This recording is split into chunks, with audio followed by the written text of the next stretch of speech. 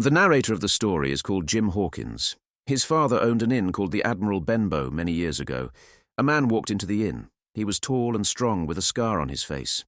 The man decided to stay in the inn. He had a large wooden box. He asked us to call him Captain. In the evenings, he told stories about his time at sea. The captain stayed at the inn for months. One morning, he went for a walk along the beach. Another man walked into the inn and asked about him. He was thin and pale, with 3 fingers on his left hand.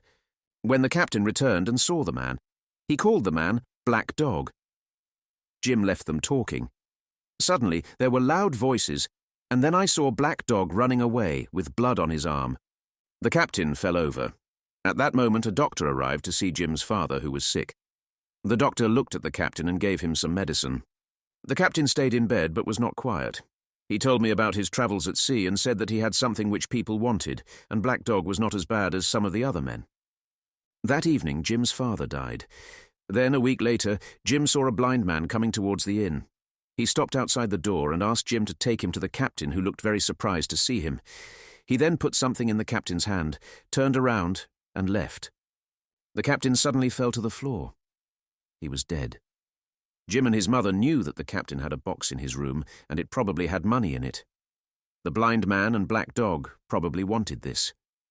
Jim thought about taking the box to Dr. Livesey, but he knew they were in danger, so they asked their neighbours for help, but they refused. Only one of them went to tell Dr. Livesey. They found the box key and the message that the blind man gave to the captain. It said, "You have until 10 o'clock tonight." Jim's mother opened the box and found some clothes, some guns, some papers and other things. They also found a bag with some coins inside. Jim asked to leave before the blind man and Black Dog return at 10 o'clock. They took the money and the papers and walked as quickly as they could back towards the village, but as they walked, they heard the sound of people on the road behind them. His mother asked him to take the money and run as she was too weak to continue. Jim did not want to leave her, so they stopped under a bridge where they could hide in the dark. Critical thinking questions. 1. Why do you think the narrator's father didn't dare to ask the captain for more money? I think that he was afraid of the sailor and his frightening stories. 2. Why do you think the captain always asked if there were any sailors who visited the inn? I think he wanted to be relaxed, that no sailor knew his place. 3. Why do you think that the captain didn't tell them his real name? He didn't want anyone to know his real identity, as he didn't want any visit from other sailors. 4. Do you think the man who asked about the captain was really his friend? Why? I don't think so, as the captain was pale and worried when he saw him as if they were enemies. 5. Which one do you think was stronger, the captain or Black Dog? Why? I think the captain was stronger as he could hurt Black Dog, who ran away. 6. The captain had a hobby, although he was ill. What do you think that hobby was? It was the hobby of telling stories about his travels at sea. 7. Why did the narrator think that he and his mother were in danger after the captain's death?